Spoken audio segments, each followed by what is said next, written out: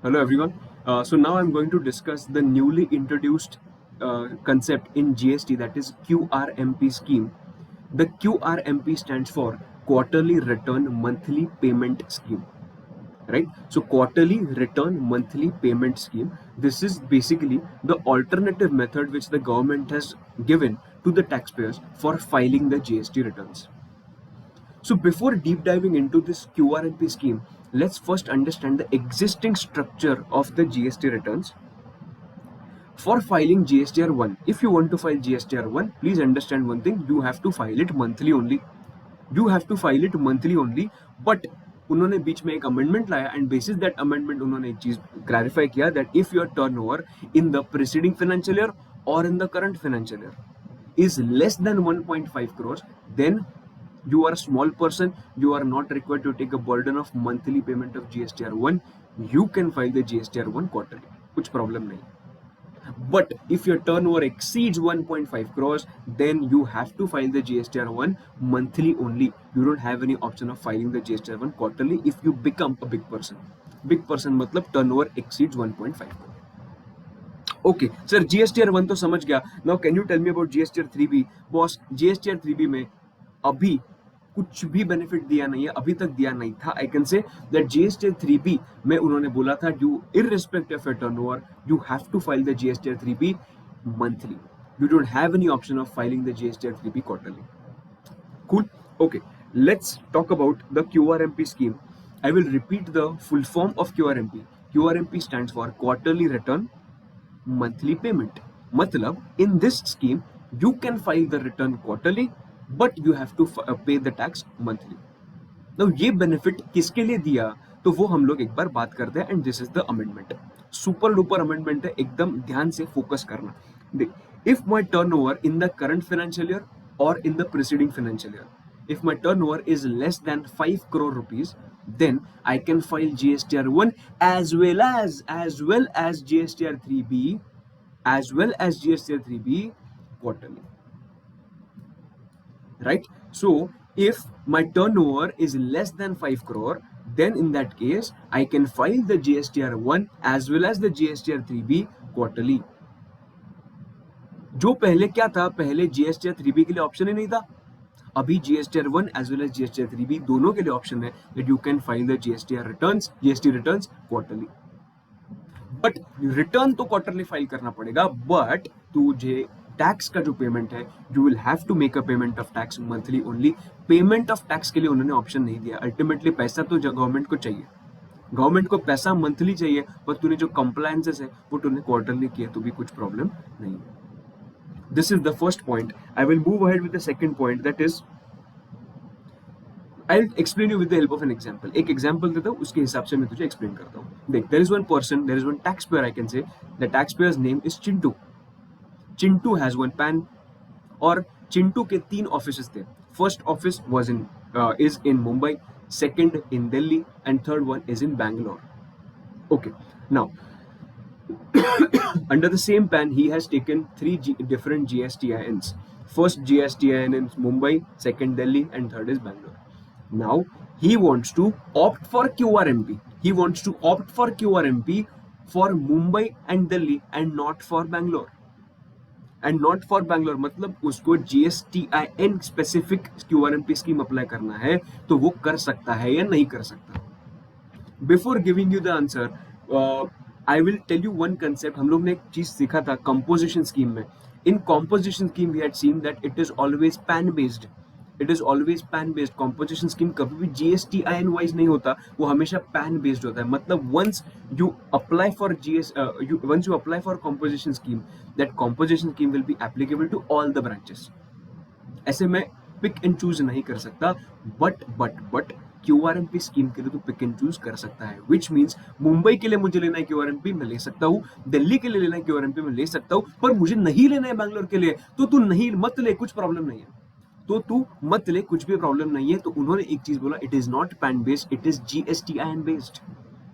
So is it possible? You tell me the answer. It is definitely possible that you can opt for QRMPs different GSTN wise. Perfect. Okay, this is the second point which I wanted to discuss. I will come here and I will tell you which point I'm referring to.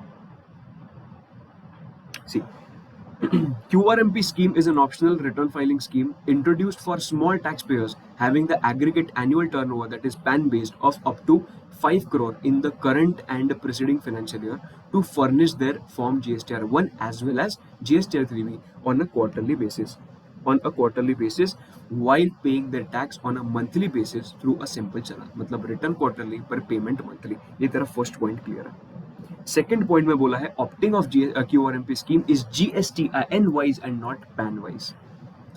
Distinct person can avail the QRMP scheme option for one or more GSTINs. It implies that some GSTINs for a PAN can opt for the QRMP scheme and remaining GSTINs may not opt for the said scheme. मतलब मैंने ये जो example दिया था उसमें बैंगलोर के लिए QRMP scheme apply नहीं करना है तो नो प्रॉब्लम, मत कर. तो दिल्ली के लिए करना है कर, मुंबई के लिए करना है कर. प्लस प्लीज अंडरस्टैंड, ये कॉम्पोजिशन स्कीम में ऐसा नहीं है. कॉम्पोजिशन स्कीम में चिंटू ने एक बार अप्लाई किया एक पैन को, मतलब मुंबई, दिल्ली, बैंगलोर तीनों के लिए वो अप्लाई ऑटोमेटिकली हो जाता है. Correct? So this is the difference between the composition scheme and the QRMP scheme.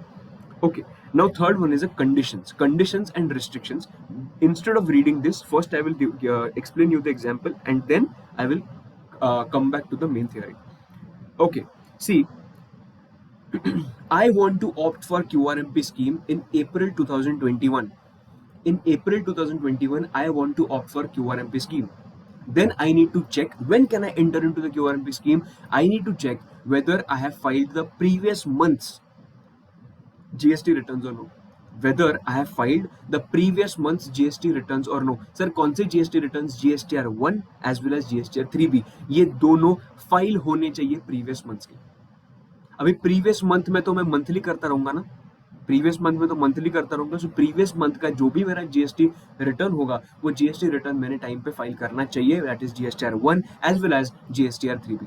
अगर तूने फाइल किए हैं then you can go under QRMP scheme. But अगर तूने जीएसटीआर 1 एंड 3B दोनों फाइल नहीं किए हैं then in that case you can't go under QRMP scheme. This point is boss very clear. This is talking about your point number 3A. The 3A is talking about this.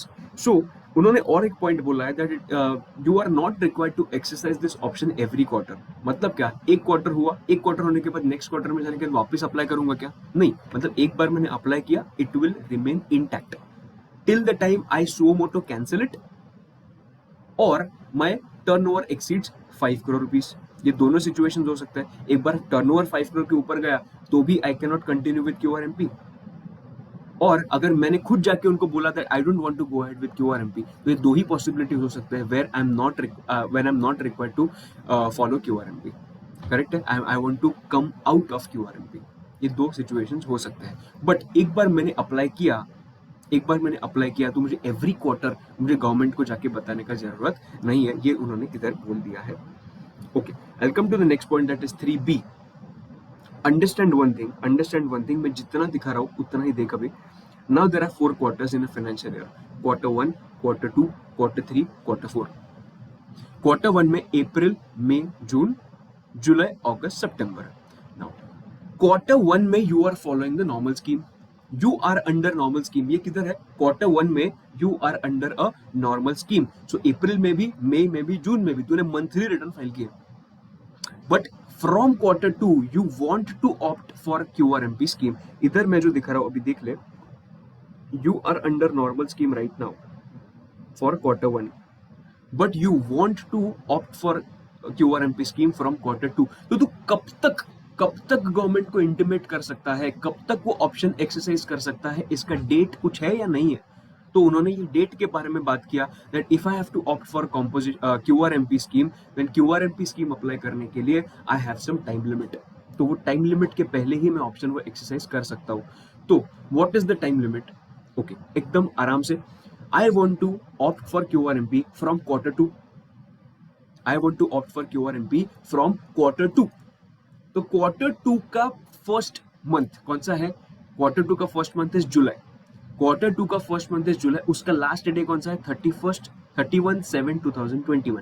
That date और जो quarter में I want to opt for QRMP scheme उसके पीछे के quarter का दूसरा महीना, जो क्वार्टर से I want to opt for QRMP scheme वो क्वार्टर के पीछे के क्वार्टर का सेकंड मंथ, मतलब मैं क्वार्टर 2 में अप्लाई करना चाहता हूं तो क्वार्टर 1 का second month which comes as April May, which comes as May, मतलब फर्स्ट डे ऑफ मे से लेके जो क्वार्टर में अप्लाई करना चाहता हूं उसका फर्स्ट मंथ का last day, that is 31/7/2021।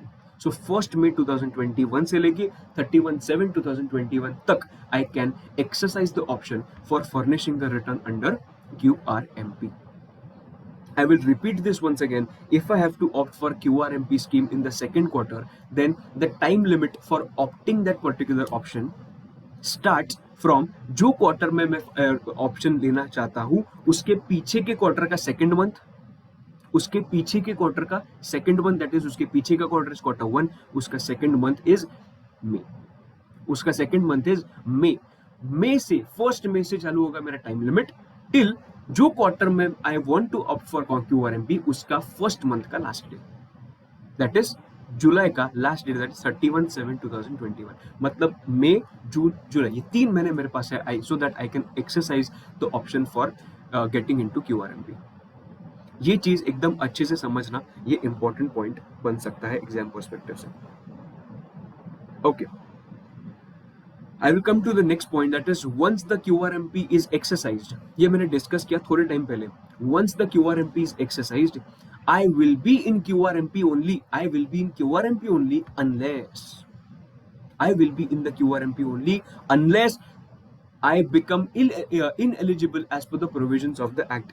I become ineligible. I will rectify this. I become ineligible as per the provisions of the Act. इसका मतलब क्या हो सकता है? I become ineligible as in my turnover exceeds 5 crore. Then I don't have any option. Provision tells me to be in QRMP unless and until your turnover is less than 5 crores. Boss एक बार 5 करोड़ के ऊपर गया उसके बाद तेरे पास कुछ भी option नहीं है, you have to file the return monthly only. ये तेरा फर्स्ट पॉइंट है, that I become ineligible as per the provisions of the act. तब तक जब तक मैं ineligible नहीं होता तब तक I will be in the QRMP scheme only. Second is I will be in QRMP unless I suo motu want to opt out and file the return monthly. Second is I don't want to go ahead with the QRMP scheme. I want to opt out and I want to file the monthly returns only. ये दो possibilities हो सकते हैं so that I can go out of QRMP, but otherwise I will be in the QRMP scheme only. जैसे मैंने ऊपर discuss किया था कि मुझे every quarter में जाके उनको बताने का जरूरत नहीं है that I want to opt for QRMP. And this is your point number B. This is your point number B. I hope everybody is clear with 3A and 3B. Okay, now I will come to the theory part and I will tell you कि जो हम लोग ने पढ़ा वही उधर लिखा है. Conditions and restrictions. Registered persons under QRMP scheme must have furnished the return for the preceding month as due on the date of exercising such option. मतलब जब भी मैं ऑप्शन एक्सरसाइज करने वाला हूँ उसके पीछे के मंथ के returns I should have filed. The registered person shall not be eligible to opt for QRMP if he has not furnished the last return due on the date of exercising such option. अगर due होगा, return filing नहीं हुआ है, then you cannot opt for QRMP. Okay. नीचे एक example दिया, you can read the example. Point number B पे आता हूँ. A registered person intending to opt for QRMP scheme for any quarter shall indicate his preference for furnishing the return on a quarterly basis from which date. मैंने क्या बोला था, quarter 2 में if I want to opt then पीछे के quarter का second month, पीछे के क्वार्टर का सेकंड मंथ मतलब first day of the second month, right? So it will start from the first day of the second month of the preceding quarter till क्या था, ये क्वार्टर का first month का last day, ये quarter के first month का last day, yes, till the last day of the first month of the quarter for which the option is being exercised. ये मैंने तुझे एक चार्ट से एक्सप्लेन किया. I hope you are clear with that chart also. Okay. और नीचे का जो पार्ट है वो मैंने लिखा था ना, अनलेस वाला part, he becomes ineligible and he opts for furnishing the return monthly basis, मतलब he opts out from the scheme. तब तक वो QRMP स्कीम में ही होगा. Let's discuss the option of QRMP scheme to lapse. मतलब these can be the two reasons. These can be the two reasons because of which you will come out of QRMP scheme. Okay. Now see, option of QRMP to lapse. Two situations. Once you become ineligible और दूसरा you opt out. पर मैं ineligible का पहले example देता हूँ. Ineligible का example मैं देता हूँ. नाउ मैं जितना दिखा रहा हूँ उतना ही देख. You have opted for QRMP scheme. You have opted for QRMP scheme. वो QRMP scheme का मैं एक financial year लेता हूँ और वो financial year का बात करता हूँ. Okay, just 1 minute. I will just change this example.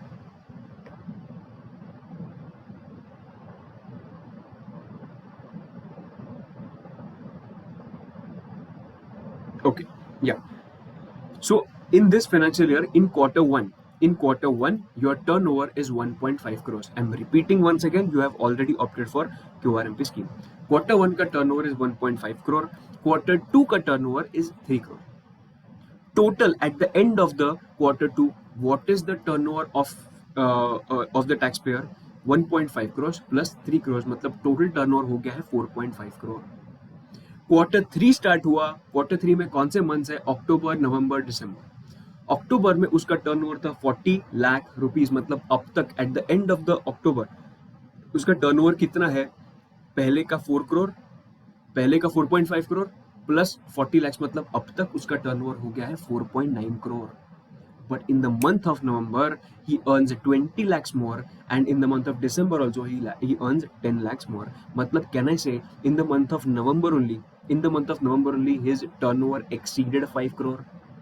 Absolutely yes. एक बार वो turnover exceed हो गया 5 crore, can I say QRMP scheme is actually not applicable to him? Absolutely yes. तो सर ये होगा कैसे? ये तो नवंबर में हुआ, मतलब मैंने अक्टूबर में, तो मुझे थोड़ी सपना आएगा कि नवंबर में 20 लाख मुझे मिलने वाले हैं. बराबर है. तो इसीलिए ऐसा अगर हुआ तो मैं कब से नवंबर से इमीडिएटली मंथली रिटर्न फाइल करना चालू करूं क्या? नवंबर में मेरा एक्सीड हुआ 5 करोड़, तो नवंबर में ही ब्रेक होके मैं नवंबर से ही मंथली रिटर्न फाइल करना चालू करूं क्या? तो उन्होंने बोला सबर करो, सबर करो, एक काम करो, क्वार्टर थ्री पूरा कंप्लीट ही कर दो QRMP स्कीम के हिसाब से. क्वार्टर थ्री पूरा कंप्लीट ही कर दो QRMP स्कीम के हिसाब से, and you start with the normal scheme from the next quarter, that is Jan Feb March. Quarter three में तुझे तेरा प्रॉब्लम हुआ ना, तो क्वार्टर थ्री में प्रॉब्लम हुआ मतलब क्या? 5 करोड़ एक्सीड हुआ, तो कौन से भी मंथ में होने दे, वो क्वार्टर कंप्लीट कर एज पर QRMP ओनली. सो कॉम्प्लिकेशन ही नहीं चाहिए. और एक बार क्वार्टर फोर चालू हुआ, वो तेरा नॉर्मल स्कीम से तेरा रिटर्न फाइलिंग चालू कर दे. So even though in the month of November my total turnover has exceeded 5 crores, in the month of December also of course my turnover had exceeded 5 crore, but still I will apply QRMP scheme in the third quarter. And fourth quarter से मेरा चालू करूंगा मैं normal filing of returns monthly. ये तेरा first example था ineligible का. अभी मैं नीचे आता हूँ ऑप्ट आउट के केस में. अभी मुझे I am currently under QRMP scheme and I don't want to continue with the QRMP scheme. तो मैं नॉर्मल स्कीम में आ सकता हूँ क्या? This is the first question. Answer is yes. You can definitely opt out and you can definitely come into the normal scheme. But अभी उसका भी एक इंटीमेशन देना पड़ेगा. Whenever you are coming from normal scheme to QRMP, तूने एक information furnish किया, मतलब एक ऊपर हम लोगों ने देखा था that you have to exercise the option within this date. Earlier you were in normal scheme but you now want to come in QRMP scheme. वो केस में तूने ये देखा कि हम लोग के पास क्या ऑप्शन है. जो क्वार्टर में मैं QRMP में आना चाहता हूँ उसके लास्ट क्वार्टर का सेकेंड मंथ का फर्स्ट डे, एंड उधर से स्टार्ट होगा एंड एंड कभी होगा जो क्वार्टर में आना चाहता हूं उसके फर्स्ट मंथ का last day, and 31st of July. ये पीरियड के अंदर I have to exercise the option of coming into QRMP scheme. Now इधर in this current situation it is उल्टा, एग्जैक्टली उल्टा. जो मैं ऑलरेडी हूं QRMP स्कीम में and I want to come under normal scheme, तो उसके लिए से टाइम लिमिट क्या है? उसके लिए भी टाइम लिमिट एग्जैक्टली सेम है. मैं एग्जांपल देता हूं. I am under QRMP scheme in quarter number 1.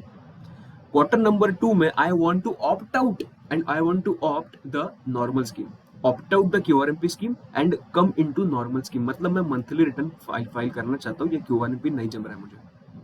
ये मुझे Q2 से करना है, तो can I do that? Definitely I can do that, but मुझे कब तक ये ऑप्शन एक्सरसाइज करना पड़ेगा? वापस सेम डेट लगेगा। कौन से क्वार्टर में तुझे नॉर्मल स्कीम अप्लाई करना है? Q2। तो Q2 का प्रीवियस मंथ, Q2 के प्रीवियस क्वार्टर का सेकेंड मंथ, Q2 कौन सा है? जुलाई अगस्त सितंबर। उसके प्रीवियस क्वार्टर कौन सा है? अप्रैल मई जून। उसका सेकेंड मंथ कौन सा है? मई। दैट इज 1 मई 2021 से जो क्वार्टर में I want to opt for normal scheme, वो क्वार्टर का फर्स्ट मंथ का last day, that is 31/7/2021। Within this period, I can exercise the option for furnishing the return under normal scheme.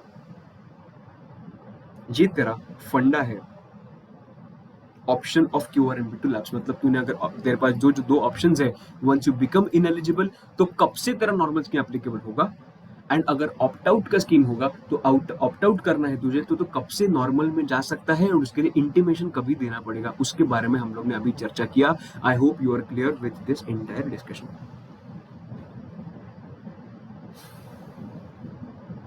Okay, इधर तक sir सब कुछ समझ गया। अभी मैं आगे बढ़ता हूँ। Form and manner, point number 4 पढ़ रहा हूँ। Form and manner of furnishing details of outward supplies, that is GSTR 1। Okay, form and manner of furnishing details of outward supplies GSTR 1। अभी तेरा मेन चैप्टर का फंडा चालू हो जाएगा। जो difficulties the difficulties which everybody is facing, I will explain you that कि exactly क्या क्या डिफिकल्टीज QRMP में आ रही है, and what is the exact structure of QRMP। देख ले, फाइनेंशियल ईयर 21-22 का बात करते हैं। फाइनेंशियल ईयर 21-22 में उन्होंने बोला कि QRMP ऑप्ट कर सकता है। मैं बोला नो प्रॉब्लम, मैं कर सकता हूँ, मैंने ऑप्ट कर लिया। चल, GSTR 1 में, GSTR 1 एंड GSTR 3 भी मैं क्वार्टरली रिटर्न्स फाइल करता हूँ QRMP के अंडर। नो प्रॉब्लम सर, मतलब कहने से I will file GSTR 1 and GSTR 3 भी क्वार्टरली। यस, तो सर अगर मैंने GSTR 1 क्वार्टरली भरा तो कैन आई से मैं जिसको आउटवर्ड सप्लाई कर रहा हूँ उसकी GSTR 2A भी क्वार्टरली रिफ्लेक्ट होता रहेगा? सोचो सोचो सोचो सोचो सोचो। If I file GSTR 1 quarterly, can I से मेरे जो कस्टमर्स है वो कस्टमर्स के GSTR 2As क्वार्टरली रिफ्लेक्ट होते होंगे? Absolutely yes. तो सर उनको तो क्वार्टरली क्रेडिट मिलेगा। Answer is yes, quarterly credit मिलेगा। That do you think, would you like to deal with such a person जो मुझे क्वार्टरली क्रेडिट देगा? तू ही सोचना यार, मैंने तुझे कौन सा मैंने तेरे साथ कौन सा ट्रांजैक्शन किया? मैंने तेरे से 10 लाख रुपए का इनवॉइस प्लस उस पे 1,80,000 का GST कलेक्ट किया। मेरे लिए वो आउटवर्ड सप्लाई था और तेरे लिए वो इनवर्ड था। यस, मैं जब भी GSTR 1 फाइल करूंगा तभी तेरे GSTR 2A में रिफ्लेक्ट होगा। यस, तभी तेरे GSTR 2A में रिफ्लेक्ट होगा। मुझे तो ऑप्शन दिया है कि मैं क्वार्टरली भर सकता हूँ, मेरे लिए अच्छी बात है, मुझे प्रॉब्लम नहीं है, पर प्रॉब्लम होगा वो तुझे प्रॉब्लम होगा, because you can not take the ITC of that 1,80,000 which you paid me in the first month only. तूने अप्रैल में पे किया, पर तू कभी ले सकता है उसका क्रेडिट जब भी मैं GSTR फाइल करूंगा, मतलब आफ्टर 3 मंथ्स। तुझे डेफिनेटली दुख होगा, डेफिनेटली दुख होगा, कुछ इसमें डिस्कशन ही नहीं है। तो ये अगर आगे चालू रहा, then definitely customers will be discouraged. Customers will be discouraged to enter into a transaction with such a person who has opted for QRMP scheme. Do you agree to this? Absolutely, you are absolutely right. तो इसीलिए they came up with the funda of invoice furnishing facility। एकदम अच्छे से देख, important है invoice furnishing facility. तो उन्होंने क्या बोला, एक काम कर अमित महाजन, एक काम कर, तेरे जो B2B ट्रांजैक्शंस है ना, B2B ट्रांजैक्शंस, तो वो तू अपलोड कर इनवॉइस फर्निशिंग फैसिलिटी में, मतलब IFF में। जो B2B ट्रांजैक्शंस है, there can be two types of transactions, one is B2B transaction and B2C transaction, ये दो हो सकते हैं, करेक्ट। मेरे अभी सामने वाले पार्टी ने मुझे जो पैसा पे किया है इन the form of GST, in my example, you have paid the payment of tax to me, so you want to take the credit, that's why you are concerned, no? That's why you are concerned, no? तो इसके लिए हम लोग solution देख रहे हैं ना। अगर तू कस्टमर होता तो क्रेडिट का तुझे कुछ भी फर्क पड़ता क्या? फर्क नहीं पड़ता। बराबर है। तो इसीलिए उन्होंने ये जो इनवॉइस फर्निशिंग फैसिलिटी जो है, उन्होंने बोला कि एक काम करो, सिर्फ B2B ट्रांजैक्शन के लिए हम लोग ये फैसिलिटी दे रहे हैं, B2C के लिए नहीं दे रहे हैं। मतलब IFF facility is not available to B2C transaction, because B2C में कस्टमर्स को कुछ भी क्रेडिट नहीं मिलता है। तो सर ये इनवॉइस फर्निशिंग फैसिलिटी एग्जैक्टली है क्या? Can you tell me more about this? Definitely. See, GSTR1, I am filing the GSTR1 quarterly, I am filing the GSTR1 quarterly, but मेरे वजह से, मेरे क्वार्टरली रिटर्न की वजह से तुझे प्रॉब्लम हो रहा है, इसीलिए दे हैव सेड कि you start furnishing the invoice furnishing facility, मतलब you start furnishing the details in IFF, that is invoice furnishing facility. तो वो IFF में कौन से मंथ्स के लिए पे करूँ, फर्निश करूंगा? IAF, I will furnish for first and second month of the quarter. First and second month of the quarter एक बार मैंने IFF फर्निश किया तो ऑटोमेटिकली तेरे GSTR2A में वो रिफ्लेक्ट हो जाएगा। Even though I have not filed my GSTR1, but still in your GSTR2A it will get reflected. But of course, can I say this will impact the business more, because B2C में क्या ही फर्क पड़ता है, credit मिला credit नहीं मिला, वैसे भी क्रेडिट का यूटिलाइजेशन कर ही नहीं सकता कस्टमर। तो इसीलिए कस्टमर के लिए ये B2C, कस्टमर के लिए IFF facility is not at all available. IFF facility is available only for B2B transactions, जो मेरा क्रेडिट लेने वाला है, जो मैंने इनवॉइस रेज किया था, जो उसने टैक्स पे किया था, वो टैक्स का क्रेडिट लेने वाला है, उसके ही बारे में मैं बात कर रहा हूं। So the government is telling me to furnish the invoice furnishing facility for first and second month of every quarter. Okay, so that the recipient will get the credit basis the IFF. So details, okay, एक minute मैं इधर थोड़ा pause लेता हूं, I will repeat the entire thing once again. Financial year 21-22 में हो क्या रहा है, I have opted for QRMP scheme. QRMP scheme opt करने की वजह से GSTR1 एंड GSTR3B ये दोनों returns I am filing quarterly. But what is the practical difficulty I'm facing? I'm facing the practical difficulty that I am filing the return quarterly, but because of which your GSTR2A is getting reflected or getting amended quarterly basis, on quarterly basis. And that is the problem which the customers are facing, or maybe the other businesses or other customers are facing, that they are getting the credit of the taxes paid quarterly and not monthly. Tax उन्होंने आज पे किया, but उनको credit 3 महीने के बाद मिलता है। ये प्रॉब्लम का सोल्यूशन उन्होंने IFF फैसिलिटी निकाल के उसका सोल्यूशन दिया। IFF फैसिलिटी में उन्होंने बोला कि मुझे GSTR तो क्वार्टरली पे करना है, यस GSTR1 मुझे क्वार्टरली पे करना है, तो मुझे बताया कि please do one thing, please file invoice furnishing facility every month. जो महीने में you are not filing GSTR1, मतलब कहने से एवरी क्वार्टर में से मैं थर्ड क्वार्टर, एवरी क्वार्टर में थर्ड महीने में आई am filing the GSTR1। Yes, तो कौन से मंथ्स में आई am not filing GSTR1? I am not filing the GSTR1 in the first month and the second month. तो ये 2 मंथ्स के लिए you file the invoice furnishing facility, and वो invoice furnishing facility में तेरे आउटवर्ड सप्लाई की details डालते हैं। जो आउटवर्ड सप्लाई की डिटेल्स व्हेनेवर यू पुट, उसके मतलब जो सामने वाले पार्टी के GSTR2A में वो मंथली रिफ्लेक्ट हो जाएगा, और वो क्वार्टरली बेसिस पे रिफ्लेक्ट नहीं होगा, तो उसको वो दिक्कत नहीं आएगा। वंस, एक मिनट, एक वापस और एक चीज बताता हूं, once you furnish the invoice furnishing facility, once you furnish the details in the invoice furnishing facility, जो whenever you'll file the GSTR1 in the third month, वो तीसरे महीने के GSTR1 में वो फर्स्ट एंड सेकंड मंथ का IFF के details auto populate हो जाएंगे। फर्स्ट एंड सेकंड मंथ के आउटवर्ड सप्लाई की डिटेल्स GSTR1 में ऑटो पॉपुलेट हो जाएंगे। वही मैंने इधर रेड कलर में लिखा है, that details of month 1 and month 2 will be auto populated in GSTR1 filed in the third month. As I told you that this is applicable only for B2B transaction and not for B2C transaction. B2C के लिए कुछ भी IFF facility available नहीं। Okay, वैसे भी सामने वालों को क्रेडिट नहीं मिलता है, तो it does not matter IFF facility में क्यों डालने का, तो वैसे भी वो कस्टमर है, एंड कस्टमर को वैसे भी क्रेडिट नहीं मिलता है। तो टू समराइज, सी, अप्रैल में, जून में, when am I filing the GSTR1 and 3B? I am filing the GSTR1 and 3B in the month of June. Second quarter में I am filing the GSTR 1 and 3B in the month of September, and last third quarter में I am filing the GSTR 1 and 3B in the month of December, and fourth quarter में I am filing the returns in the month of March. But can I say in the month of April, in the month of May I am not filing GSTR 1? तो उन्होंने मुझे बताया तो IFF file कर, IFF file कर, IFF. Again here also IFF, and here also IFF, IFF and IFF.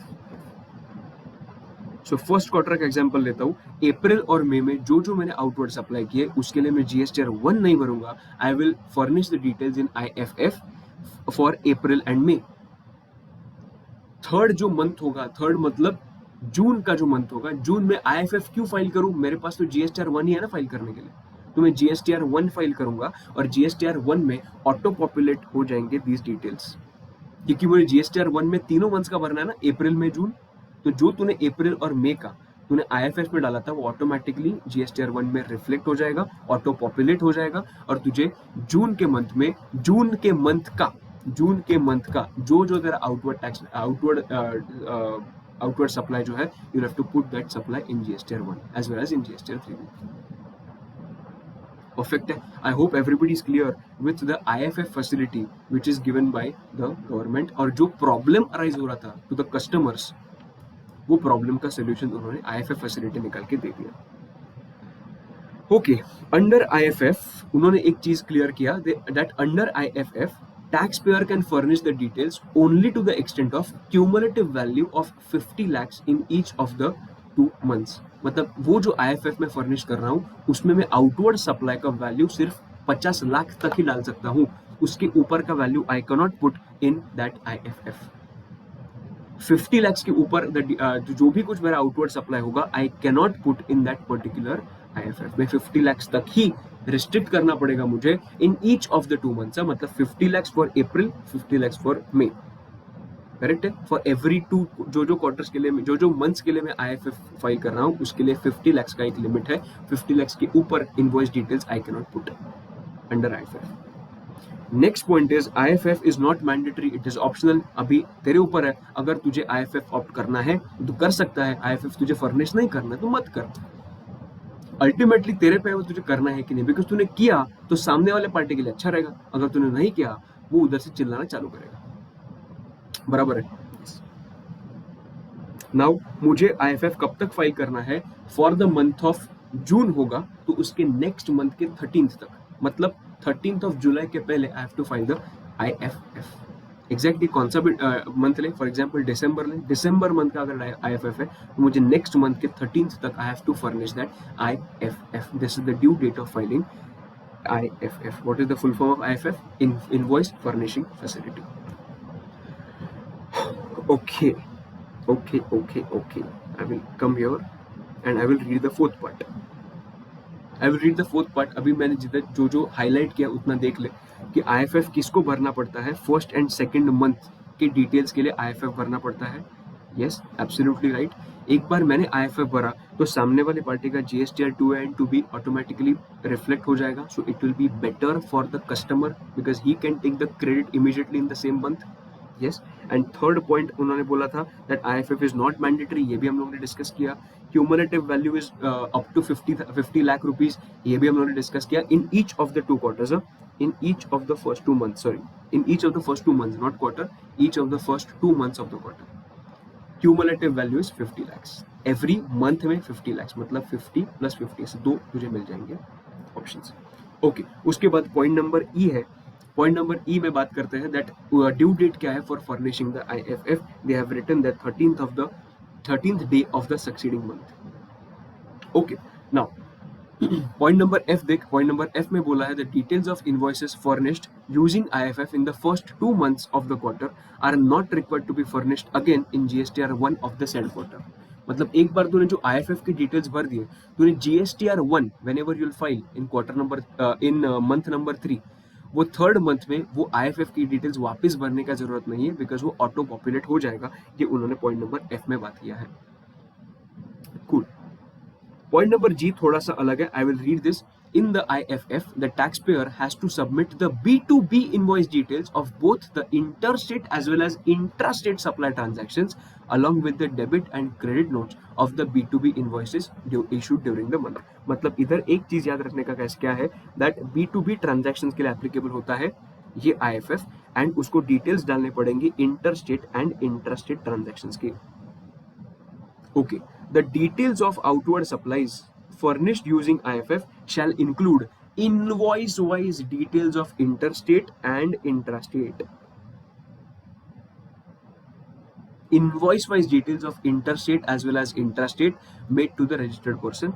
Second, debit note and credit note, if any, issued during the month for such invoices issued previously. Basically, सबसे highlighting point क्या था? Invoice-wise तुझे details furnish करने पड़ेंगे. Okay. Point number H भी थोड़ा सा important है. However, if a registered person does not opt to upload the invoices using IFF, then he has to upload the invoice details for all the 3 months of the quarter in form number GSTR 1. Of course, अगर वो IFF उसको नहीं file करना है, मैंने वही बोला था, it is not mandatory, it is optional.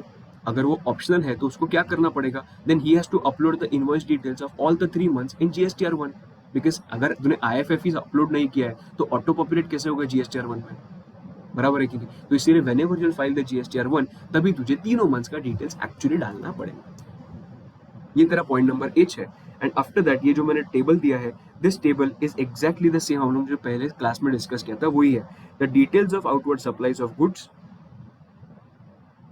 or services furnished in GSTR 1 shall include invoice wise details, consolidated details and debit and credit notes. इसके लिए मैंने इधर वो एक if you remember हम लोगों ने ये पॉइंट डिस्कस किया था, अगर supply is made to registered person and it is a B2B transaction तो तुझे इनवॉइस वाइज डिटेल्स GSTR 1 में डालने पड़ते हैं.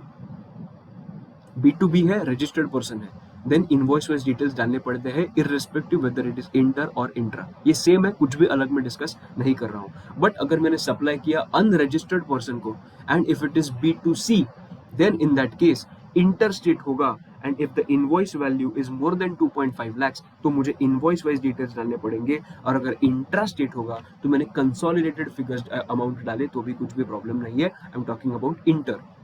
इंट्रा के लिए कुछ प्रॉब्लम है ही नहीं. उन्होंने बोला सीधा क्या कर, कंसोलिडेटेड अमाउंट डाल दे, कंसोलिडेटेड अमाउंट डाल दे. एक मिनट, एक चीज मुझे डिस्कस करना है. अगर तूने सप्लाई किया अनरजिस्टर्ड पर्सन को एंड B2C को and if it is inter और अगर उसका वैल्यू 2.5 लाख से कम है तो तुझे स्टेट वाइज कंसोलिडेटेड डिटेल्स डालने पड़ते हैं. Consolidated details state wise, don't forget state wise. Okay, as I told you that I did not discuss anything different. We have already discussed this in the class. There is nothing new in this. This is for GSTR 1.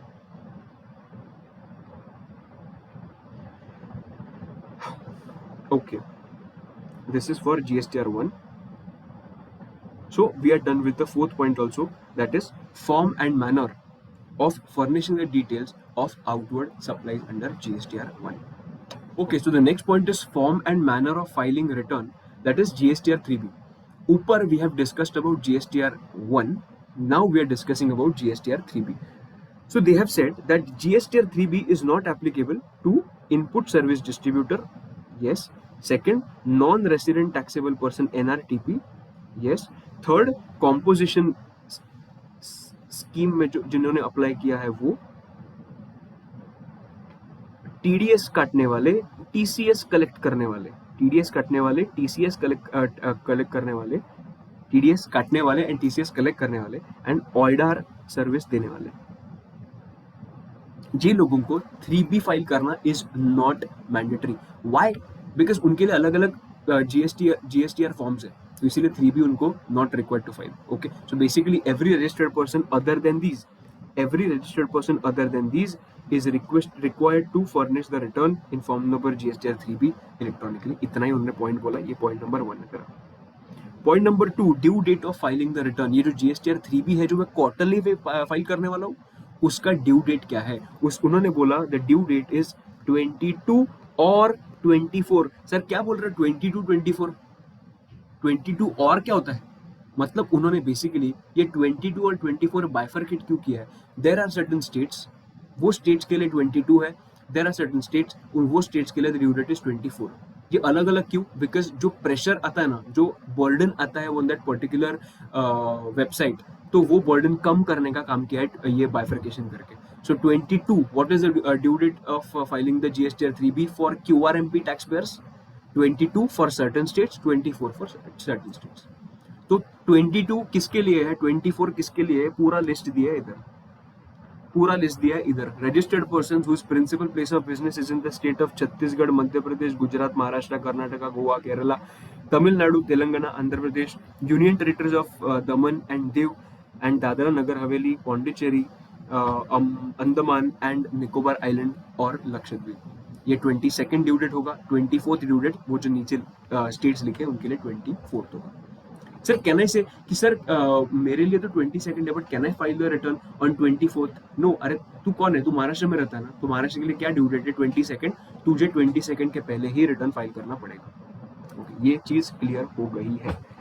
In case of other tax payers, उन्होंने बोला that monthly GSTR 3B file करना है on or before the 20th of the month succeeding the month for which the return is furnished. मतलब जो QRMP में fall नहीं हो रहा है, यू नो दिस, QRMP में जो फॉल नहीं होते उनके लिए the due date of filing GSTR 3B is the next month का 20th. ओके, अभी बात करते हैं monthly payment of tax. Full focus इधर रखना मंथली पेमेंट ऑफ टैक्स पे. This point can be important from exam perspective. मैं इधर रख के बात करता हूं मंथली पेमेंट ऑफ टैक्स का. See, how do I compute tax? First understand that कि मैं टैक्स कंप्यूट कैसे करता हूं. It is very easy. First of all I will identify the outward tax liability of a tax payer. Outward tax liability क्या है? Okay, मेरा outward tax liability ये है. माइनस करूंगा मेरे पास इनपुट टैक्स क्रेडिट कितना है, मतलब इनवर्ड टैक्स लायबिलिटी में इधर चेंज करके लिखता हूं ITC. मेरे पास ITC कितना अवेलेबल है, I will set of that particular ITC and I will get the tax liability. और वो जो टैक्स लायबिलिटी होगा उसका मुझे पेमेंट करना पड़ता है. बट सर क्या बात कर रहे हो, ये जो मैं टैक्स लायबिलिटी कंप्यूट करूंगा, can I say I will be able to compute this tax liability only at the end of the quarter? Because मैं कभी टैक्स लायबिलिटी आइडेंटिफाई करता हूं whenever I will file GSTR 3B. GSTR 3B में मैं outward tax liability देखूंगा, minus में मेरा ITC देखूंगा, उसके हिसाब से मैं टैक्स लायबिलिटी कंप्यूट कर सकता हूं. अभी सर प्रॉब्लम हो गया, उन्होंने बोला है तुझे टैक्स पे करना है मंथली, पर मैं ये टैक्स लायबिलिटी आइडेंटिफाई कर सकता हूँ ओनली क्वार्टरली. तो ये तो थोड़ा सा मिसमैच हो रहा है ना प्रोविजंस में. तो वही मिसमैच का उन्होंने एक सोल्यूशन निकाला. उन्होंने बोला you have two methods for computing the tax amount. तो first method is fixed instalment method and the second method is self assessment method. Fixed instalment method and self assessment method. पूरा game तेरा fixed instalment method पे है, पूरा ध्यान इधर दे, extremely important. Okay, इधर मैं सिचुएशन वाइज बाइफरकेट करता हूं, situation number 1 and situation number 2. Say for example, you have opted for fixed installment method, or whenever you're opting for fixed installment method, there a situation है that for the first time QRMP scheme has been opted. मतलब तूने Q3 में, समझ तूने Q3 में QRMP scheme opt किया, but for the first time you have opted for QRMP scheme, then in that case what will be the tax liability for every month, because every month मुझे tax पे करना है. तो उन्होंने बोला एक काम कर, तू first time QRMP scheme opt कर रहा है ना, ओके, देन तू जो मंथ्स के लिए टैक्स लायबिलिटी टू कंप्यूट करना है, मतलब अक्टूबर, नवंबर, दिसंबर, देन इन दैट केस तुझे मेन प्रॉब्लम कौन से मंथ्स में आएगा वो पहले आइडेंटिफाई कर. सर इजी है, अक्टूबर में प्रॉब्लम आएगा, नवंबर में प्रॉब्लम आएगा. सर दिसंबर में प्रॉब्लम वैसे भी आएगा नहीं, क्यों? बिकॉज दिसंबर में anyways I am going to compute the entire tax liability ना, बिकॉज GSTR 3B का सब कुछ मेरे पास डेटा आ जाएगा. GSTR 3B में कंप्यूट करूंगा, उसके हिसाब से मैं टैक्स लायबिलिटी आइडेंटिफाई होगा. टैक्स लायबिलिटी आइडेंटिफाई होने के बाद I will make a payment of tax. तो दिसंबर मंथ का तो कुछ लोचा है ही नहीं, मेन लोचा है तेरा अक्टूबर एंड नवंबर का. तो अक्टूबर एंड नवंबर का how much tax should I पे इज द क्वेश्चन. तो गवर्नमेंट ने बोला तो फिक्स्ड इंस्टॉलमेंट में आ गया ना, तो एक काम कर, पे 100% ऑफ the tax paid in cash immediately preceding quarters last month. कुछ नहीं समझा सर, कुछ नहीं समझा। मतलब उन्होंने बोला कि जो क्वार्टर में you have opted for QRMP scheme, जो क्वार्टर में you have opted for QRMP scheme, उसके पीछे के क्वार्टर का लास्ट मंथ ले, उसके पीछे के क्वार्टर का लास्ट मंथ ले। वो जो लास्ट मंथ होगा, can I say last month तक you had not opted for QRMP scheme, that's why हम लोग ने इधर बात किया first time QRMP scheme has been you have opted the QRMP scheme for the first time. मतलब उसके पहले you had not opted for QRMP scheme. Absolutely right. मतलब कहने से लास्ट मंथ में, उसके लास्ट मंथ में you must have paid the tax monthly basis पे। Yes, absolutely right. सो अगर मैं Q3 का बात करूं तो उसके पीछे का क्वार्टर है क्वार्टर नंबर 2। क्वार्टर नंबर 2 कौन सा होता है? क्वार्टर नंबर 2 होता है जुलाई, अगस्त, सितंबर। तो सितंबर महीने में how much tax you had paid in cash, how much tax you had paid in cash. इसका मतलब सितंबर मंथ का टोटल आउटवर्ड टैक्स लायबिलिटी था समझो 10,000 रुपया। 10,000 रुपया, उसमें से तूने आईटीसी अवेल किया 6,000 रुपीज। मतलब कैन आई से you have paid the tax in cash to the extent of 4,000 rupees. Yes, so they are not talking about 10,000, they are talking about this 4,000, the tax which you must have paid in cash. ये जो 4,000 रुपए तूने पे किया ना in the previous quarter, इसका 100% tax, मतलब basically 4,000 rupees का टैक्स तू ये मंथ में पे कर दे, in the month of October as well as in the month of November. Because ये सब कुछ एस्टिमेशन बेसिस पे है ना, बिकॉज अक्टूबर में मुझे नहीं समझ रहा है, नवंबर में मुझे नहीं समझ रहा है। तो क्या कर, तो लास्ट क्वार्टर का लास्ट मंथ ले, लास्ट मंथ में तूने कैश में पेमेंट कितना किया वो आइडेंटिफाई कर। लास्ट मंथ में तूने कैश में कितना पे किया वो आइडेंटिफाई कर। Please don't misunderstand, they are not talking about 10,000 rupees, they are talking about cash में कितना पेमेंट किया, रोकड़ा कितना, तेरा पॉकेट को हिट कितना बैठा, दैट इज 4,000 रुपीज। 4,000 रुपीज का 100% you will pay in each of the month, in each of the month. October में भी मैं 4,000 पे करूंगा, नवंबर में भी मैं 4,000 पे करूंगा। तो सर दिसंबर में क्या? अरे भाई दिसंबर में तू एक्चुअल बेसिस पे कंप्यूट करेगा, दिसंबर में you will compute it on the actual basis, और एक्चुअल बेसिस के हिसाब से you will make a payment. बराबर है कि नहीं? परफेक्ट है। Yes, absolutely right. तो so in the month of December मुझे अक्टूबर का भी एक्चुअल मिलेगा, नवंबर की भी एक्चुअल मिलेगा, दिसंबर का तो एक्चुअल है ही। और जितना मेरा शॉर्टफॉल हो रहा है अक्टूबर में, नवंबर में और दिसंबर का एक्चुअल जितना है, वो पूरा मैं शॉर्टफॉल दिसंबर मंथ के पेमेंट कर दूंगा उसको। पर एटलीस्ट गवर्नमेंट को थोड़ा तो पैसा मिला कि नहीं? थोड़ा तो पैसा मिला कि नहीं? अक्टूबर और नवंबर में गवर्नमेंट को इतना ही चाहिए। वैसे भी तो दिसंबर में तीनों मंथ्स का कुछ भी शॉर्टफॉल ऊपर नीचे हुआ तो सेटल करने वाला है, बट अक्टूबर नवंबर का उनको रेवेन्यू गंवाना नहीं है, इसलिए अक्टूबर और नवंबर के लिए उन्होंने एक एस्टिमेटेड बेसिस पे टैक्स पेयर से पैसा लाने का स्ट्रैटेजी इंप्लीमेंट किया। करेक्ट है? This situation will arise if you are going under QRMP for the first time. Okay, second situation में you are already in the QRMP, not for the first time. Okay, तो मतलब तो QRMP में ही है। Then अगर तू quarter 3 identify कर रहा है, देन क्वार्टर 3 में क्या क्या आता है? अक्टूबर, नवंबर, दिसंबर। सो प्रॉब्लम कौन से मंथ्स में आएगा? अक्टूबर में आइडेंटिफाई नहीं कर सकता, नवंबर में आइडेंटिफाई नहीं कर सकता, दिसंबर में तो कर सकता हूं बिकॉज वो एक्चुअल बेसिस पे मुझे आइडेंटिफाई हो जाएगा। तो अक्टूबर के लिए उन्होंने बोला यू पे द टैक्स और to the extent of 35% of the tax of Q2 paid in cash. मतलब इधर मंथ वाइज ने उन्होंने क्या बोला, you are in quarter 3, quarter two का टोटल टैक्स कितना पे हुआ था मंथ वाइज ने, ऑल द 3 मंथ्स का, फॉर ऑल द 3 मंथ्स का कितना टोटल टैक्स पे हुआ था उसका 35% ले ले। पर टैक्स पे हुआ था मतलब दोस्त, don't forget, paid in cash. मतलब और एक बार एग्जांपल देता हूं कि पूरे क्वार्टर 2 में टोटल मेरा लायबिलिटी था 1,00,000 रुपया, आउटवर्ड टैक्स लायबिलिटी। उसमें से मैंने आईटीसी अवेल किया 70,000 rupees, which means I have paid the tax in cash of 30,000 rupees. मुझे इसका 35% लेना है, एंड वो 35% मुझे अक्टूबर में पे करना है एंड नवंबर में भी पे करना है। 35% एंड 35%।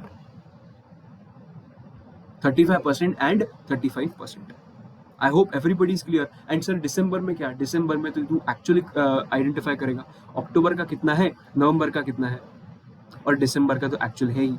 अक्टूबर नवंबर में अगर तूने कम टैक्स पे किया होगा वो 35% के हिसाब से, तो उसका जो शॉर्टफॉल होगा तो दिसंबर में whenever you make a payment of December, तभी वो शॉर्टफॉल तू एडजस्ट कर देगा, उतना तो पेमेंट कर देगा। ये उन्होंने बोला है सेकंड पॉइंट में, ये तेरे सेकंड सिचुएशन में कवर हो जाता है।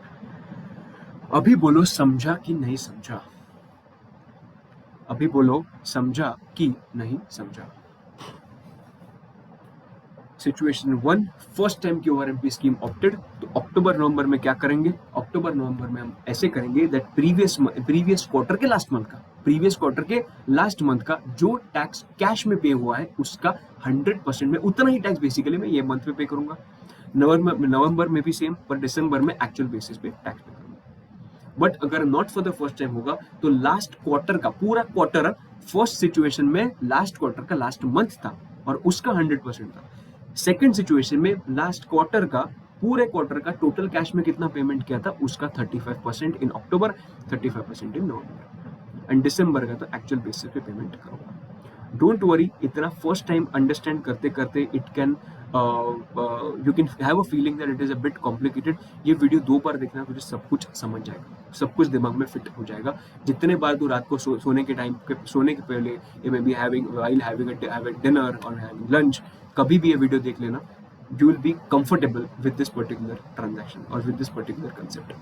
Okay, now एक बार इधर आते हैं और देखते हैं अक्टूबर और नवंबर जो मुझे टैक्स लायबिलिटी पे करना है, टोटल टैक्स लायबिलिटी पे करना है 70,000 रुपीज का, जो ऊपर हम लोगों ने कंप्यूट किया उसके हिसाब से आया 70,000 टैक्स पे करना है। पर मेरे पास ऑलरेडी कैश और क्रेडिट लेजर में एक बैलेंस है 80,000 का, तो तू मुझे बता मैं अक्टूबर में कितना पेमेंट करूंगा टैक्स का? तू मुझे बता मैं टैक्स का अक्टूबर में कितना पेमेंट करूंगा? Sir very simple, I will not make a payment of any tax because I already have the input tax credit and the amount is sitting in cash और क्रेडिट लेजर, तो मैं एक भी रुपया पेमेंट नहीं करूंगा। ये क्वार्टर के फर्स्ट मंथ का फंडा है, ये क्वार्टर के फर्स्ट मंथ का फंडा है, फर्स्ट मंथ में ऐसे करेंगे। बट सेकंड मंथ में उन्होंने थोड़ा सा वापस टाइम पास किया, मतलब क्या, फालतू में कॉम्प्लिकेट करके रखा है। सेकंड मंथ में क्या बोला? सेकंड मंथ कौन सा है? नवंबर का। टैक्स लायबिलिटी कितना है? 70,000। कैश और क्रेडिट लेजर में कितना पैसा पड़ा है? 75,000। तो सीधा you will not reduce 75 from 70। तो एक काम करेगा, तू दोनों का पहले टोटल ले, टोटल ले मतलब 70,000 एंड 70,000 कम्स टू 1,40,000। उसके बाद तू इलेक्ट्रॉनिक क्रेडिट लेजर का भी टोटल ले, 80,000 एंड 75,000, टोटल कितना आता है? 1,55,000। Will you pay any tax in the month of November? Answer is no, इधर भी नील आएगा। उन्होंने सिर्फ बोला है whenever you are computing the second month का computation, second month में you will do it cumulatively and not month wise. First month में जो month है वैसा ही 70 minus 80 कर दूंगा, पर second month में I will first accumulate the tax liability that is 1,40,000 minus I will accumulate the credit ledger का balance that is 80 plus 75. So it is 155 and 140 liability है, 155 मेरे पास लेजर में पड़ा है, then I can adjust the entire amount of 1,40,000। But sir on the other hand, अगर मेरा इधर एग्जाम्पल में चेंज करता हूँ और मैं एग्जाम्पल में इधर लिखता हूँ मेरे पास सिर्फ 40,000 है, 40,000 है in the second month, okay, electronic credit ledger में है 40,000 रुपीज, तो क्यूमुलेटिव टैक्स तो उतना ही रहेगा 1,40,000। अभी मुझे बता कि total cash and credit ledger का बैलेंस कितना होगा? कैन आई से 1,20,000? यस, 1,20,000। मतलब मुझे इधर टैक्स पे करना पड़ेगा टू द एक्सटेंट ऑफ 20,000। कैसे? 1,40,000 में से 1,20,000 माइनस करूंगा, आई विल हैव टू पे tax of 20,000 rupees.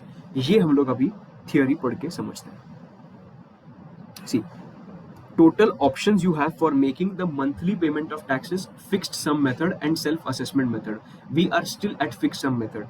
Fixed sum method में होता क्या है? If a taxpayer chooses this option, a facility is available on the GST portal for generating an auto generated or pre-filled challan in GST PMT 6. Okay, the challan amount is calculated by the system which cannot be edited. Okay, the amount कितना होगा?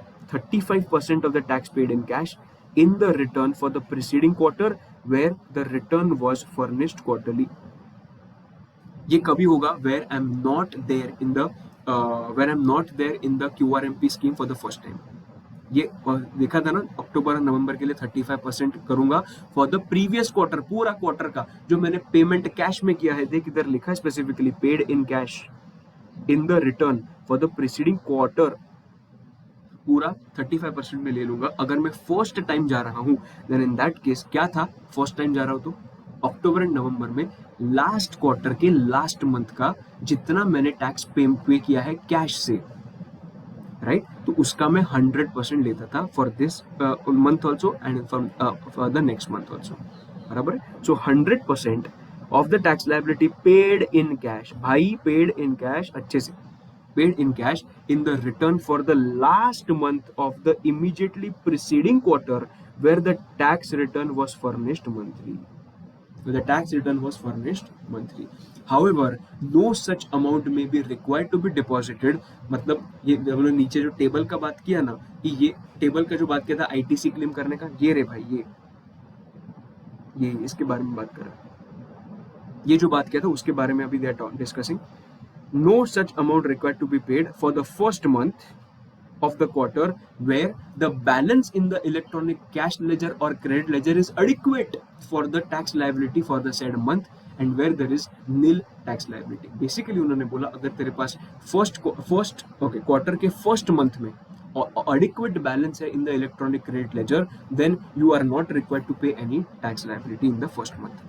But second month के लिए मैंने क्या बोला था, second month के लिए you have to take it cumulatively, right, for the second month of the quarter where the balance in the electronic cash ledger and credit ledger is adequate for the cumulative tax liability for the first and the second month of the quarter and where there is nil tax liability. In that case अगर वो दोनों मिला के अगर तेरा cash and credit ledger का balance ऊपर जा रहा है तेरे टैक्स लायबिलिटी से, तो you have sufficient credit now, then you are not required to pay tax for the second month also. But second month के लिए तुझे cumulatively लेना पड़ेगा, every month अलग अलग नहीं ले सकते। एक सिर्फ उन्होंने इतना बात किया है, ये तू मेरा एग्जाम्पल भी देख के गया ना एग्जाम के पहले, तो भी कुछ प्रॉब्लम नहीं है। No need to read each and everything which is written in the theory. जितना एग्जाम्पल्स दिया उतना करके जा, पूरा तेरा शॉर्ट हो जाएगा। मैं लिख के दे तो 10 मिनट में तेरा पूरा पढ़ के भी हो जाएगा, once you understand the concept well, correct, okay. So now point number B उन्होंने बोला है monthly tax payment through this method would not be available for those registered persons who have not furnished the return for the complete tax period preceding such month. मतलब ये जो मुझे ये month में जो टैक्स पेमेंट करना है ना 100% होने दे या 35% होने दे। अभी तू मुझे बता, जितना तुझे समझा है 100% कौन से सिचुएशन में होगा, सिचुएशन 1 में होगा या सिचुएशन 2 में होगा? 100% ऑफ द टैक्स पेमेंट सिचुएशन 1 में होगा या सिचुएशन 2 में होगा? 100% of the tax payment will happen in situation number 1. Situation number 1 है I am opting the QRMP for the first time, तभी मैं प्रीवियस क्वार्टर के लास्ट मंथ में जो मैंने कैश में पेमेंट किया था उसका मैं 100% लेता हूँ, करेक्ट है, एवरीबडी क्लियर। और नीचे मैं 35 का भी लूंगा where I am in the QRMP scheme, I am not new to the QRMP scheme, तो मैं पीछे के क्वार्टर का पूरा 100% लूंगा, अब पूरा 35% लूंगा, पीछे के क्वार्टर का 35% लूंगा। 100% सिचुएशन 1 में आता है एंड 35% सिचुएशन 2 में आता है। 35% is calculated on the total tax of the entire quarter and 100% आता है वो लास्ट क्वार्टर के लास्ट मंथ का जितना पेमेंट मैंने कैश में किया उसका। 2-3 बार पढ़ना, तुझे कंफ्यूजन नहीं होगा। तो उन्होंने इधर क्या बोला है अच्छे से समझ। अगर तेने प्रीवियस मंथ जो इतना तू चिल्ला रहा है ना कि प्रीवियस मंथ का जितना पेमेंट किया कैश में और वो सब, अरे तूने कैश में कुछ किया ही नहीं होगा तो पेमेंट, तो तूने GSTR 3B फाइल ही नहीं किया, you did not file GSTR 3B, तो अब बोल, तो अब मैं कैसे फाइल अभी ये मंथ का पेमेंट कैसे करूं? तो उन्होंने बोला ये monthly tax payment is not possible for you.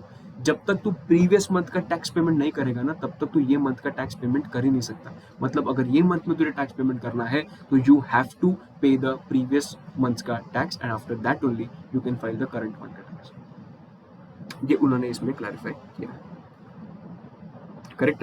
So the complete tax period means the tax period in which the person is registered from the first day of the tax period till the last day of the tax period, ठीक है।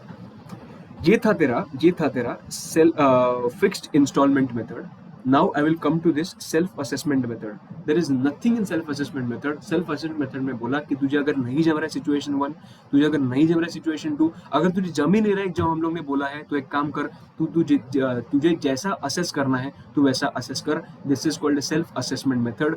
तो tax payer जो है वो tax payer applies his own logic, applies his own basis, and bases that he pays the payment of tax. He pays the tax amount. Now sir, मैं कौन सा भी और कितना भी अमाउंट पे करूंगा? नहीं भाई, इंटरेस्ट भी खड़ा है बाद में. अगर तूने कम टैक्स पे किया तो तुझे इंटरेस्ट लगेगा डेफिनेटली. तो उसके बारे में तू चिंता मत कर, तुझे बराबर से कंप्यूट करके पेमेंट करना पड़ेगा, अदरवाइज तुझे इंटरेस्ट लगेगा. Correct. These are the two methods of payment of tax. I will wrap up this. मतलब क्या कि अगर मुझे पेमेंट करना है, I will not get the amount of tax liability in the first month of the quarter. क्यों? Because मैं 3B का कंप्यूटेशन जो है वो लास्ट मंथ में करूंगा. इसीलिए फर्स्ट 2 मंथ्स में मेरे पास कुछ बेसिस ही नहीं है to identify what will be the tax liability of the first 2 months. तो उन्होंने 2 ऑप्शंस दिए, एक तो फिक्स्ड इंस्टॉलमेंट ले सकता है या सेल्फ असेसमेंट ले सकता है. फिक्स्ड इंस्टॉलमेंट में उन्होंने 2 पॉइंट्स डाले. अगर तो फर्स्ट टाइम QRMP में है तो क्या, एंड नॉट फर्स्ट टाइम मतलब you are already there in the QRMP, then what. First time है तो 100% ऑफ द previous quarter's last month in which the tax which you have paid in cash, उसका 100% मैं अक्टूबर में भी पे करूंगा, नवंबर में भी पे करूंगा. और अगर मैं QRMP में नया नहीं हूं, then in that case ये क्वार्टर में मुझे अक्टूबर में पेमेंट करना है, तो लास्ट क्वार्टर में जितना मेरा टोटल कैश में पेमेंट हुआ था उसका 35% I will compute for October payment and 35% I will compute for November payment. Perfect. इधर तक सब कुछ क्लियर है. ये पेमेंट करने का टाइम लिमिट कितना है? So payment of tax for first and second month is to be done on or before 25th of the next month. 25th of the next month. GSTR 3B file करने का due date क्या है? याद करके बता. GSTR 3B file करने का due date है 22 और 24 एज द केस में भी. 22 थोड़े स्टेट्स के लिए, 24 दूसरे स्टेट्स के लिए. परफेक्ट है. Absolutely right. Now we will move ahead with the last part of QRMP, that is interest.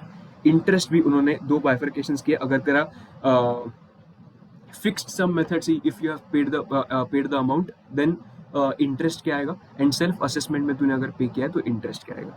C, if the tax is paid on or before the due date, then तुझे 1 भी रुपए का interest भरना नहीं पड़ेगा. अगर तूने जितना वो 35% और 100% तूने बराबर कंप्यूट किया है फर्स्ट ऑफ ऑल, और उस पर तूने टैक्स उतना जितना कंप्यूट किया उतना तूने अगर टैक्स पे किया है on or before the due date which is 25th of the next month, बराबर पे किया है, then you are not required to pay any kind of interest.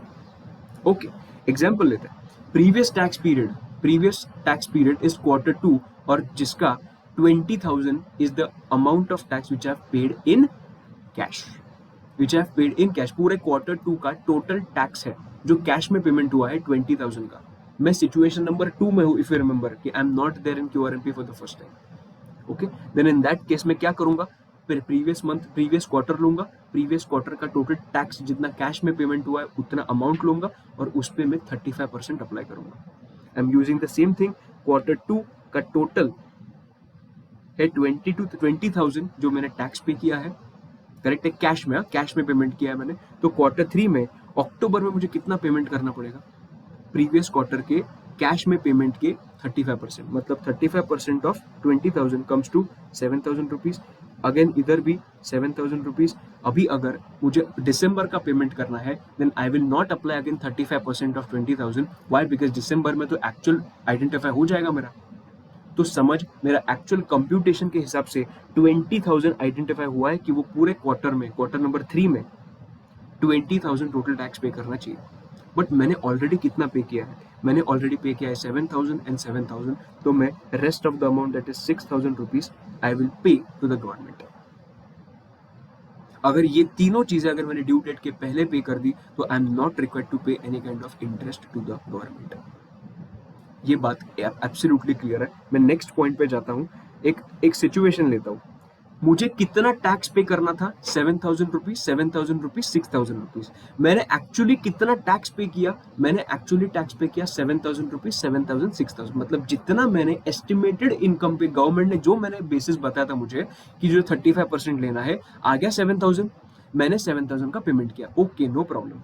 But मैं जब भी एक्चुअल कंप्यूटेशन करूंगा, वो एक्चुअल कंप्यूटेशन के हिसाब से in the month of October I am required to pay actually 8,000 rupees, but I have paid only 7,000 rupees. मैं वापस बोलता हूँ, ये जो फर्स्ट पॉइंट है ना, ये फर्स्ट पॉइंट गवर्नमेंट के हिसाब से मैंने कंप्यूट किया था 35%, उसका उससे अमाउंट आया था 7,000 रुपीज। वो मैं बहुत अच्छा आदमी हूँ, तो मैंने पूरा का पूरा टैक्स का पेमेंट मैंने 7,000 का कर दिया। जितना गवर्नमेंट ने बोला उतना मैंने कर दिया। बट जब भी मैं दिसंबर में एक्चुअल पेमेंट किया, एक्चुअल कंप्यूटेशन किया, वो कंप्यूटेशन में ऐसा समझा दैट आई नीड टू पे 8,000 रुपीज एंड नॉट 7,000 रुपीज। मतलब जो गवर्नमेंट ने एस्टिमेशन बताया था उससे भी मुझे 1,000 ज्यादा पे करना चाहिए था, पर मुझे वो मंथ में मालूम था क्या? मुझे वो मंथ में मालूम नहीं था।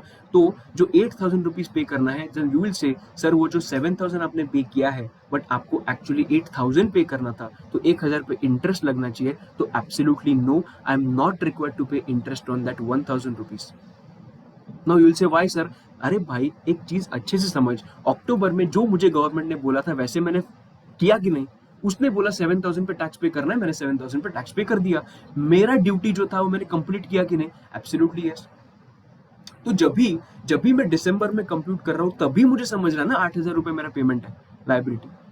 तो how can you collect tax from me in the month of अक्टूबर? इसीलिए उन्होंने बोला एक काम कर, अगर तूने 7,000 रुपीज जैसे तूने कंप्यूट किया था वैसे तूने पेमेंट किया है तो कुछ भी प्रॉब्लम नहीं है, you are not required to pay any kind of interest on that. Ultimately देखना, अल्टीमेटली ये मेरा दिसंबर में लाइबिलिटी आया 8,000, नवंबर में लाइबिलिटी आया 6,000, but can I say I have paid more tax of 1,000? Yes. और दिसंबर का जो था वो मैंने एक्चुअल के बेसिस पे किया। सो अल्टीमेटली गवर्नमेंट के पास 20,000 चाहिए था और 20,000 मिल गया ना, तो क्या प्रॉब्लम है? इंटरेस्ट इस पे नहीं लगेगा। ये मेन सिचुएशन पहले देख ले कि 7,000 पे किया था पर 8,000 का लाइबिलिटी आया। But please understand, in the month of October I did not know about that liability, that's why there is no interest on this. Okay, interest कभी लगेगा? इंटरेस्ट कभी लगेगा देखना, October tax to be paid, due date is what 20 नहीं, एक minute, October tax to be paid, due date is 25th of November is the due date and actually I made a payment on 28th of November। मेरा due date क्या था अक्टूबर के tax payment करने का? वो 7,000 रुपये ऊपर जो देखा हम लोग ने वो 25th of November, पर मैंने एक्चुअली पे कितना किया? एक्चुअली पे किया 28th of November। मतलब मुझे 3 दिन का इंटरेस्ट पे करना पड़ेगा, 3 दिन का मुझे इंटरेस्ट पे करना पड़ेगा। And this is the only thing which you have in your interest का पॉइंट। इससे ऊपर तुझे इंटरेस्ट में कुछ भी नहीं आएगा। This is the first time which the where the institute is going to ask you questions on this. Basic question पूछेंगे, डोंट वरी एट ऑल। एक बार ये पूरा इलस्ट्रेशन अच्छे से देख के जा, तुझे सब कुछ क्रिस्टल क्लियर हो जाएगा, कुछ टेंशन नहीं है। ये तेरा फिक्स्ड मेथड का कंप्यूटेशन हुआ। और दूसरा है सेल्फ असेसमेंट। सेल्फ असेसमेंट अगर होगा, तूने पे किया 20,000 तेरी सेल्फ असेसमेंट के हिसाब से, पर एक्चुअल लाइबिलिटी आया 22,000, मतलब तेरा इंटरेस्ट लगेगा 2,000 रुपीज पे, बिकॉज तूने गलत असेस किया था। ओके, पक्का? ये तेरा टोटल QRMP स्कीम कंप्लीट होता है। जितना पॉसिबल था I tried to make it easy for you. I hope you understood each and every concept which I tried to explain you.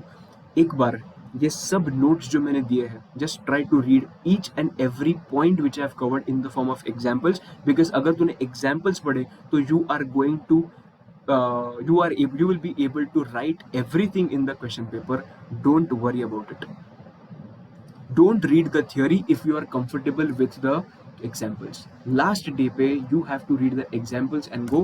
और जो examples में cover नहीं है, just mark those points in the theory. उतना theory पढ़ के जा और बाकी के सब examples पढ़ के जा, तेरा काम खत्म हो जाएगा।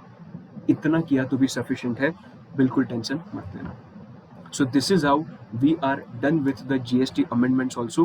Pehle in the previous lecture we had covered everything except for QRMP, and in this lecture I have covered the QRMP scheme also for you. Okay, all the very best. Bye bye.